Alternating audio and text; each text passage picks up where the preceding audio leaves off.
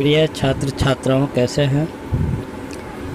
मैं डॉक्टर धर्मेंद्र कुमार राम, सहायक प्राचार्य इतिहास, लक्ष्मी नारायण रामेश्वर संस्कृत महाविद्यालय, जयदेव पट्टी, दरभंगा। मैं पुनः ऑनलाइन टीचिंग हेतु उपस्थित हुआ हूं।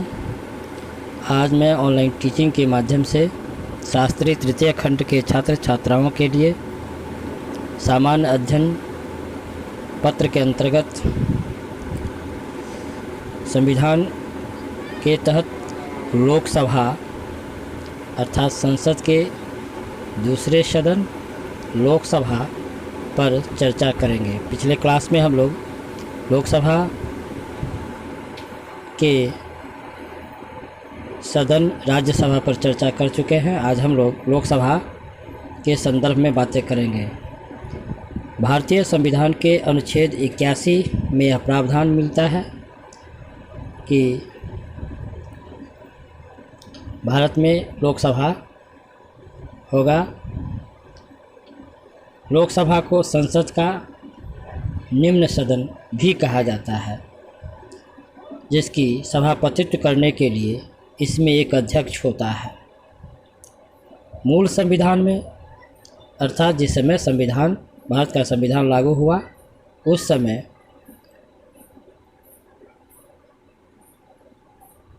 यह व्यवस्था की गई थी कि लोकसभा के सदस्यों या सीटों की संख्या 500 निश्चित की गई थी, लेकिन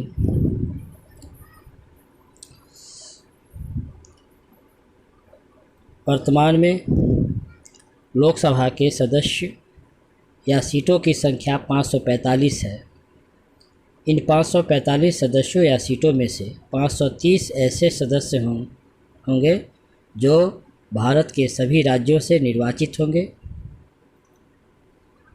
तथा 13 सदस्य भारत के केंद्र शासित प्रदेशों से निर्वाचित होंगे और भारत के राष्ट्रपति 2 वैसे सदस्य जो आंग्ल भारतीय सदस्य होंगे। आंग्ल भारतीय सदस्यों को भारत के राष्ट्रपति मनोनीत करेंगे।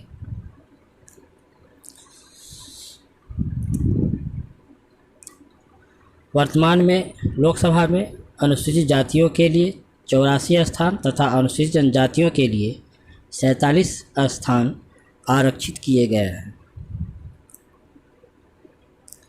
लोकसभा के सदस्यों का चुनाव गुप्त मतदान के द्वारा वयस्क मताधिकार के आधार पर किया जाता है, अर्थात भारत के वैसे नागरिक जिनकी आयु 18 वर्ष पूरी हो चुकी है वे लोकसभा के चुनाव में भाग लेते हैं।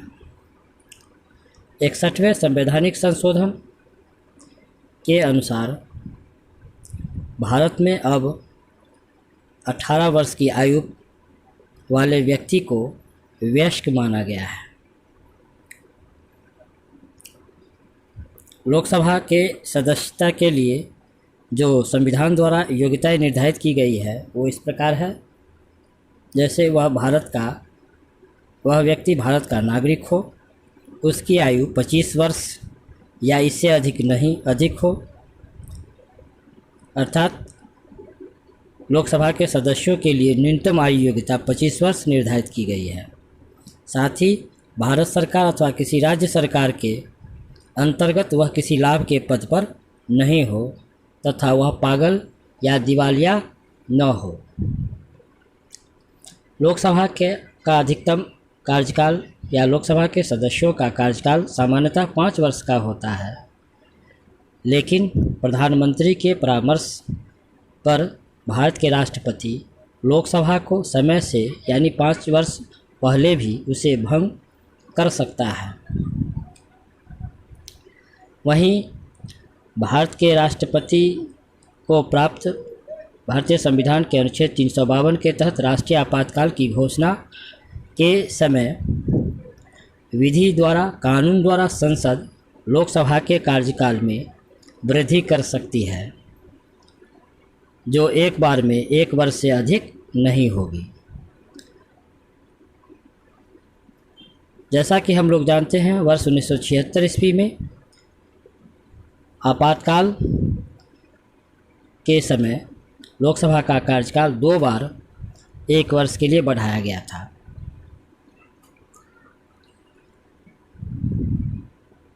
संविधान के अनुच्छेद 108 में निर्धारित प्रावधान है कि संसद का संयुक्त अधिवेशन को भारत के राष्ट्रपति बुलाएंगे। संविधान के अनुच्छेद 108 में यह प्रावधान है कि संसद के दोनों सदनों अर्थात लोकसभा तथा राज्यसभा में किसी विधेयक को लेकर मतभेद उत्पन्न हो गया हो तो वैसी स्थिति में भारत के राष्ट्रपति संयुक्त अधिवेशन अर्थात संसद के दोनों सदनों की संयुक्त अधिवेशन बुलाएगा और उस अधिवेशन की अध्यक्षता भारत के राष्ट्रपति के द्वारा की जाएगी।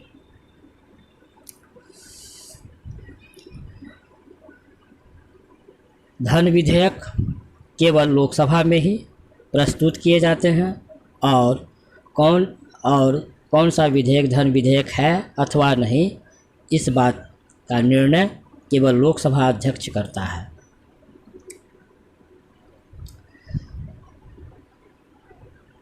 अविश्वास प्रस्ताव भी केवल लोकसभा में ही प्रस्तुत किया जाता है। अविश्वास प्रस्ताव प्रस्तुत करने के लिए कम से कम 50 लोकसभा सदस्यों की समर्थन की आवश्यकता होती है।